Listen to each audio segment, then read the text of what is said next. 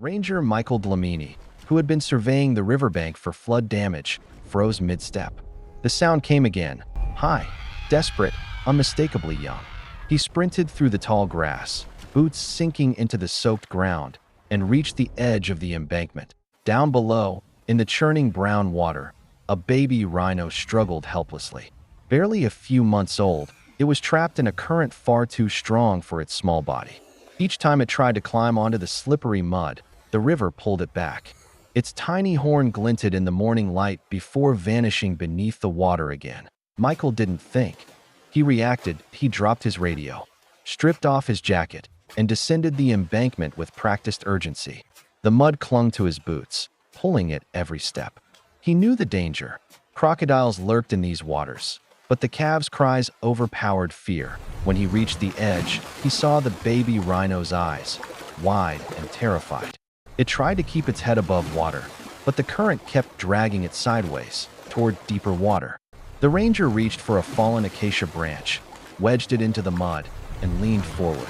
"Come on, little one," he murmured under his breath, stretching his arm as far as it would go. The calf tried to climb toward the branch, hooves scraping the mud, but slipped again. Without another thought, Michael jumped. The cold water slammed against him, the current instantly pushing him downstream. He fought it with powerful strokes, reaching the calf within seconds. Its body was slick with mud, trembling from exhaustion. He wrapped one arm around its chest and kicked hard, forcing both of them toward the shore. The current fought back. Twice he lost his footing, twice he nearly went under, but his grip never loosened. With one last surge, he managed to wedge the calf's front legs onto the riverbank. He pushed upward, his muscles straining. The baby scrambled, slipped, and then, with a final heave, tumbled onto the grass above. Michael collapsed beside it, gasping for breath. The calf coughed and shook, sending mud flying. It was alive. For a long minute, the two simply lay there, man and animal, both shivering and covered in river silt. Then Michael stood, checking the calf's small body for injuries. A few scratches, a swollen leg, nothing more. He let out a slow breath of relief. The radio on his belt crackled faintly. He lifted it with a muddy hand. "This is Ranger Dlamini. I've got a baby rhino out of the river. Send a unit for pickup, and be quick. The herd may be nearby." He wasn't wrong. From somewhere beyond the tall reeds came a low rumble, deep and resonant, a sound that vibrated through the earth itself. The mother. Michael turned toward the noise. Across the floodplain, through the golden haze of heat, he saw movement. Enormous, gray silhouettes emerging from the grass. A herd of white rhinos, their thick hides glistening under the sun, moving with slow, deliberate power. The mother's head was raised high, nostrils flaring, searching. Michael stepped back instinctively. The calf, now standing unsteadily, gave a weak call, a soft, squealing sound that carried across the field. The herd froze, then began to move faster. The mother reached them first. She towered over the ranger, her horn long and sharply curved. Michael didn't move. One wrong gesture, one sudden sound, could end everything. The mother sniffed the air, snorted once, then lowered her massive head toward the calf. The reunion was raw and silent. The calf pressed against her leg, rubbing its small head under her chin. She responded with a low rumble, a sound of recognition and relief. Then her eyes shifted to the man. For a tense few seconds, predator and prey instincts tangled in the humid air. The mother's breath blew hot across Michael's face. He didn't flinch. Slowly, he stepped back, palms open, showing no threat. The rhino snorted again, stamping the ground once, then turned. The herd gathered around her. Together, they moved toward the trees, the calf trotting close to its mother's side. Within minutes, they vanished into the shimmering horizon. Michael exhaled for the first time in what felt like an eternity. He sank to the ground, his heart still pounding. He looked at the muddy prints on the grass where they had stood, heavy and wide, fading slowly in the sunby late afternoon.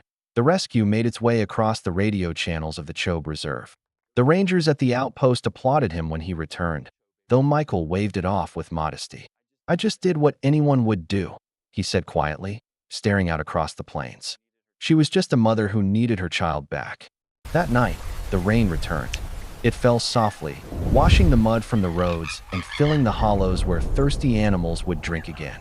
By dawn, the storm had passed, and the land was silent except for the chirping of hornbills and the whisper of wet grass in the breeze.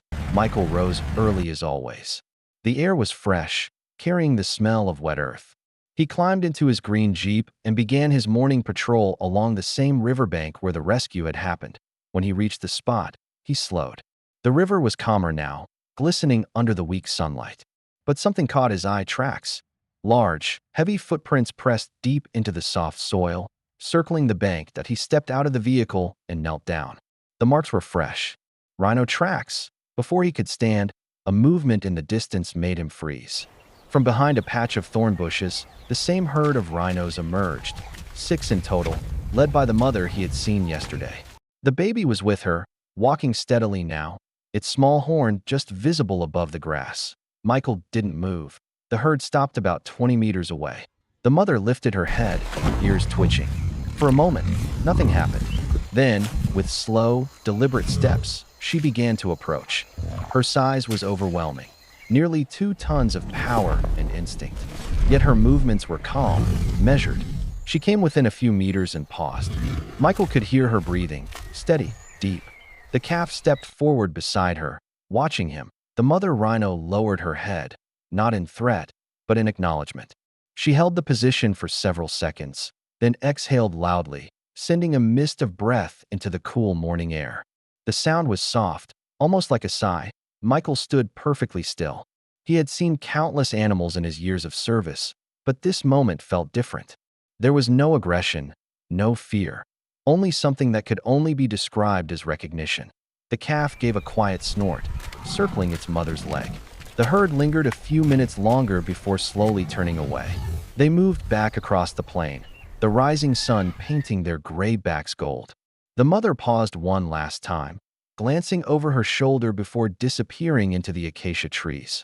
Michael stood there for a long while, the morning wind rustling through his uniform. The ground beneath him was patterned with fresh prints, a reminder of what had passed. Back at the outpost, when he reported the encounter, his fellow ranger smiled knowingly. "She came back," the man said softly. "Not to warn you, to remember."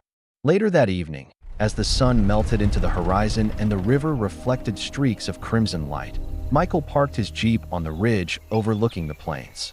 Far in the distance, he could see the faint outlines of the rhino herd grazing near the water's edge, safe, whole, and freed. He raised his binoculars and found the calf, the same little one that had nearly been lost to the current. It was running now, strong and unafraid, chasing the shadows of oxpeckers that danced in the fading light.